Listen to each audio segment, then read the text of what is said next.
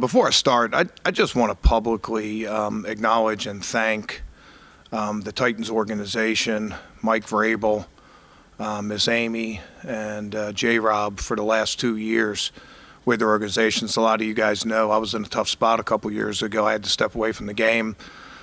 My thyroid had gone berserk, and I needed a bunch of different operations and procedures. And,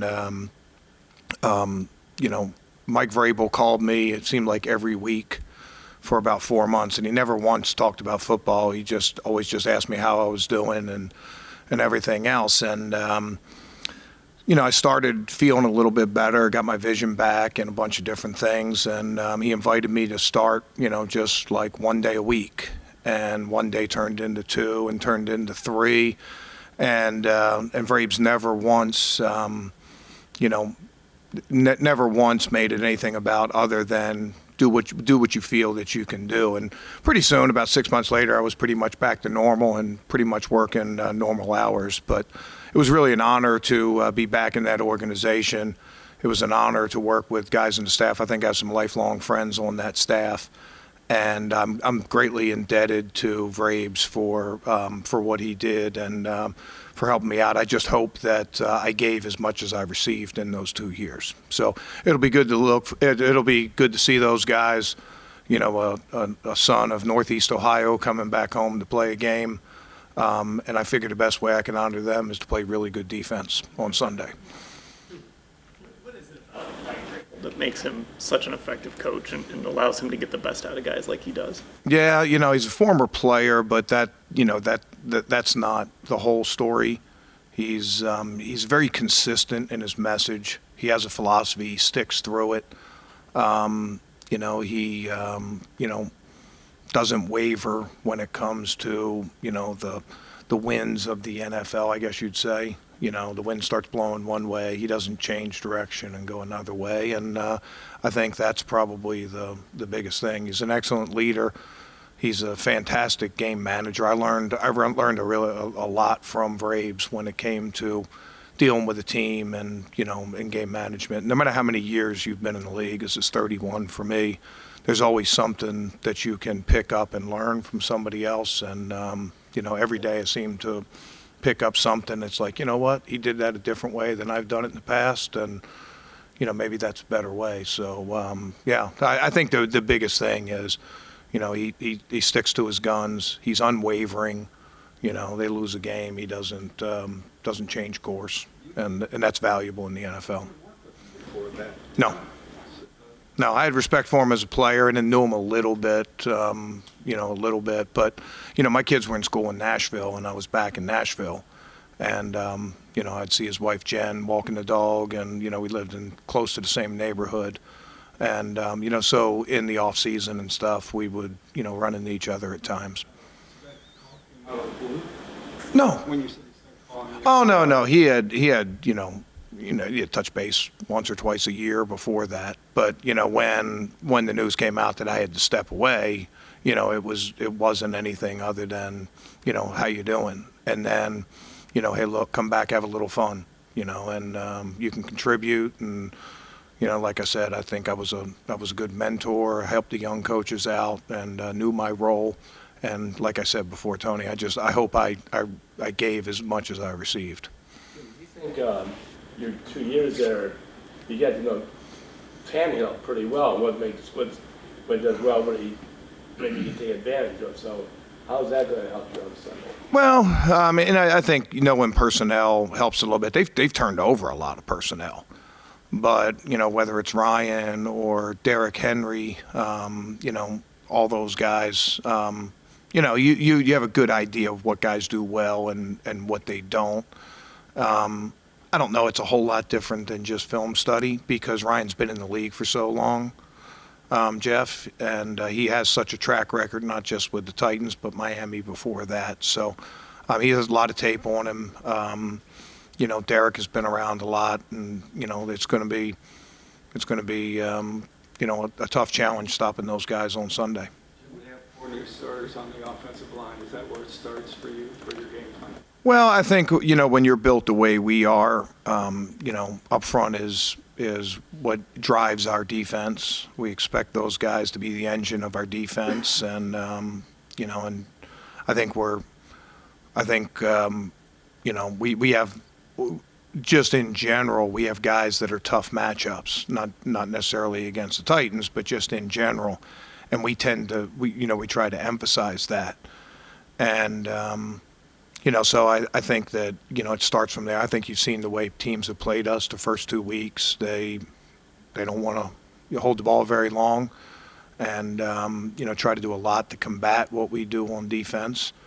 So I'm sure they'll do the same thing. They know who our players are. They know, what they're capable of doing. So they'll have a plan. But I think just like you saw on Monday night, sort of like you go back to Cincinnati and we had Miles on the center and he got a flush and we got the sack, and came back last week and they had a different plan for it. And we had anticipated it, but they weren't going to leave Miles one-on-one in the center, so they doubled back, which left Sione free, and Sione was able to get the sack. And I think we have a lot of complementary parts that way that that we can use. And you devote too much attention to one guy, we have a lot of ways to sort of make you pay in another way. So D-line's very important to us, but they're gonna have not just rushing the passer this week. Number 22 is coming to town, and we need him on Highway 90. We don't need him on Highway 71, if you know what I mean, right? No north-south. We need him east-west. We need him. We need him going sideways, and the D-line's going to have a lot to do with that, and getting penetration and keeping him from coming downhill on us, because Jeff, you talk about having firsthand knowledge. I've seen that firsthand. I've played against playing against Derek before, but then also seen how people try to take him out of game plan. And definition of a great player is, even when teams start their game plan with you, you still have a way to be effective. And I think Derek falls into that category. He's a guy that, you can stop 9 times in a row, and the 10th time he can go 90 yards for a touchdown. So we're going to have to play excellent team defense. We're going to have to tackle well. We're going to have to be physical, and we're going to have to get hats to the ball. Tackling Derrick Henry isn't a one-on-one thing. It's an 11-on-1 thing, and, we have to have that mentality going in. Jim, how pleased have you been with your run defense through this first 2 games? It's 2 games. We're off to a solid start. Obviously we had the missed tackle that led to a 21-yard gain in that play. I think, Z makes that play probably 9 out of 10 times, but, Najee Harris is a good back, and he broke it and, made us pay. But, the consistency of not allowing the people to move the chains with the run game is very important to us. And it also helps set up our rush. If we can make a game one-dimensional, then, it can lead to more opportunities to pass rush and things like that. So, just allowing offenses or preventing the offenses from controlling the flow of the game and the tempo of the game, all those things are important. And, if you want to be known as a physical defense, you better do a good job stopping the run. And, we want to do all those things. Back to Monday night, what was the message to the defense after that big play to Pickens? Seemed like it was a really turning point of the game, but defense seemed to kind of rally up after that. What was the message to that? Well, we had started, I think, the first drive interception, punt, fumble recovery, punt, and then a 3-and-out field goal. So we got off to a fast start, and then we had a little bit of a lull. We gave up that touchdown. We gave up a field goal. And I think the guys have a lot of pride. And the thing with that touchdown is it was just really, it wasn't just one person. We didn't execute that defense very well at all. And that's a defense that we generally played really well over the course of training camp, preseason games, and the regular season so far. So it was disappointing that way. But, those plays are going to happen in the NFL. Hopefully you can limit those as much. It's the only touchdown we've given up in 2 games. And our guys have a lot of pride. And, we finished the game with punt, punt, punt, punt. And we're able to at least get the ball back for our offense. And, like I said, our job is try to set them up and get the ball back for them. So our guys didn't panic, our guys didn't let one, but, I think the thing we have to guard against in a game like that and then losing Nick and things like that, one of the things we talked about was just guarding against guys trying to play outside the scheme and do too much. You can go get too antsy trying to make plays. And our message is make the plays to come to you. Don't go outside to make them. And I think in that play, we had a lot of guys trying to make a play, and instead of just making the play that came to them. So, I'm proud of our guys' ability to bounce back. I'm not proud of that play, but we'll bounce back from it. Nick is a blow. You also saw the Titans in 2021 lose Henry for 9 games and still go 12-5. How were they able to do that? Yeah, I think it's what I said before about Mike Vrabel. He's just, he doesn't panic. He stays the course. He's very resilient that way, and it flowed over to the team. And part of that job of the head coach is to make sure everybody knows, hey, it's going to be okay. We have a plan. We have good players behind. Deontay was able to step in and play good in his place. And, injuries are just fact of life in the NFL. And no coach points to injuries as the reason that, you don't perform well. No good coaches do, right? It's just, hey, next guy up, and let's fill them in. Let's find out what we're good at. Let's find out how we best use those guys. And, whether you're talking about Derrick Henry or Nick or, anybody else, that's just a standard course of action in the NFL. What was the worst injury that you had to deal with as a coach? I don't know. I mean, there's tons. When I was in Tennessee way back in like 2002, we lost Javon Kersel in the first play of the game, broke his foot. And he was premier pass rusher in the league, and we ended up in the AFC Championship game that year. So he was able to come back in like 10 weeks, but, we had to survive him being down in that game, Jeff. A rookie 7th rounder replaced him in that game, had 3 sacks.